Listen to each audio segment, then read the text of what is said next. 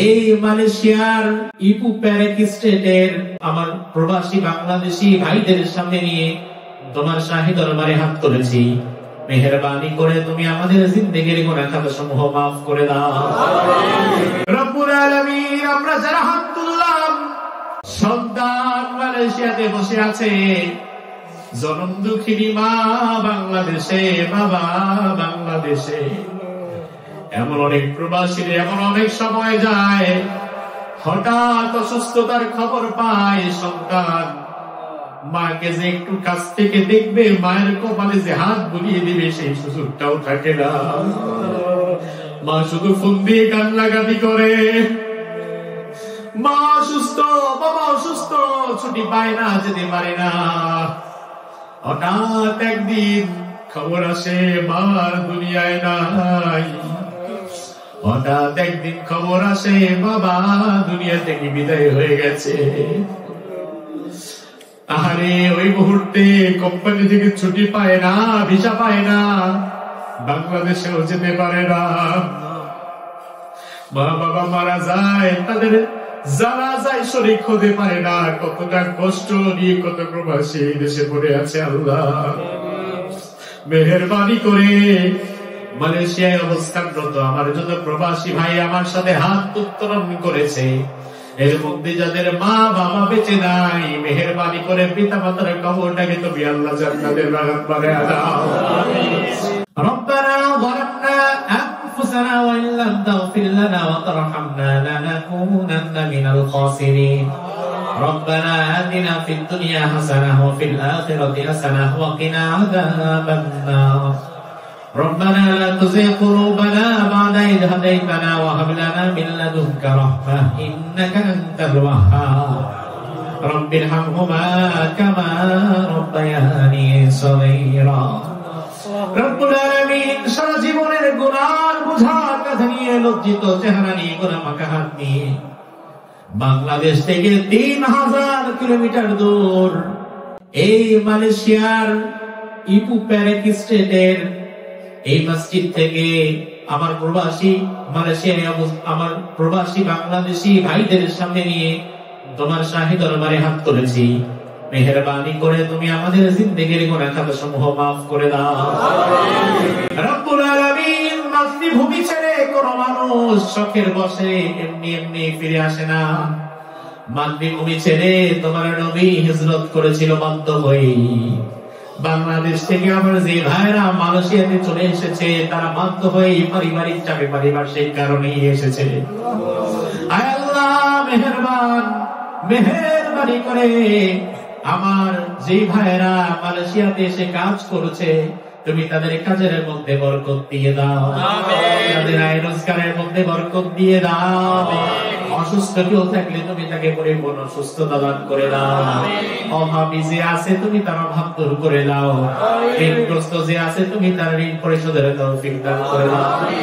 রব্বুল আলামিন, হাজারো কর্মব্যস্ততার মাঝে এই মানুষগুলো সে আসরের পর থেকে নিয়ে রাত 10:30 পর্যন্ত সময় দিয়েছে। রব্বে কারীম, এই সুন্দর আয়োজন স্বল্প সময়ের মধ্যে যারা করেছে, আমাদের প্রিয় মাসুদ ভাই, আশরাফ ভাই, এমন কিছু মানুষ আমি দেখলাম নিঃস্বার্থ ভাবে শুধুমাত্র তোমার ভালোবাসায় মানুষকে যারা কোরআন শোনাবার ব্যবস্থা করে দিল, মেহেরবানি করে আজকের এই সবটুকু তুমি তাদেরকে দান করে দিও। আল্লাহ রব্বুল আলামিন, আজকের এই আয়োজন আমাদের সবার নাজাতের ওসিলা বানিয়ে দাও।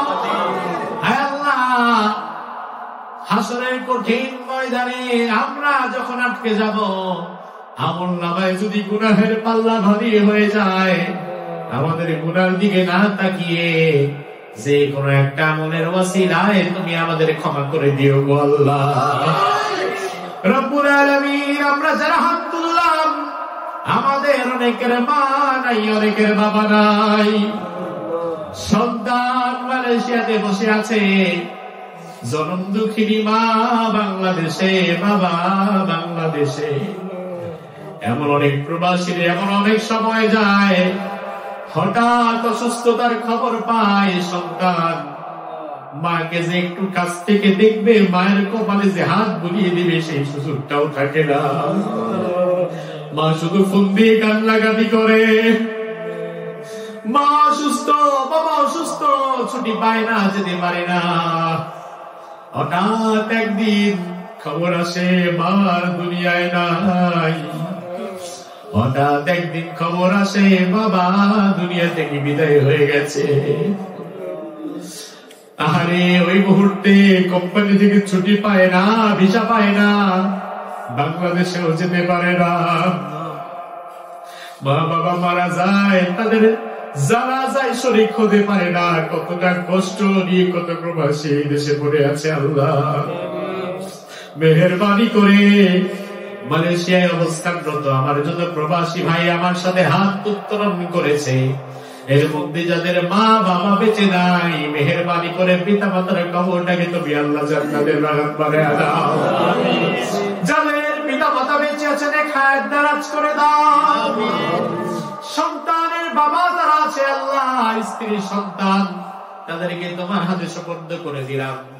3000 কিলোমিটার দূর বসে স্ত্রী সন্তানের দিকে নজর রাখা যায় না, তোমার দরবারে সুপর্দ করে দিলাম। মেহেরবানি করে তাদের জান মালের হেফাজত আল্লাহ তুমি করো।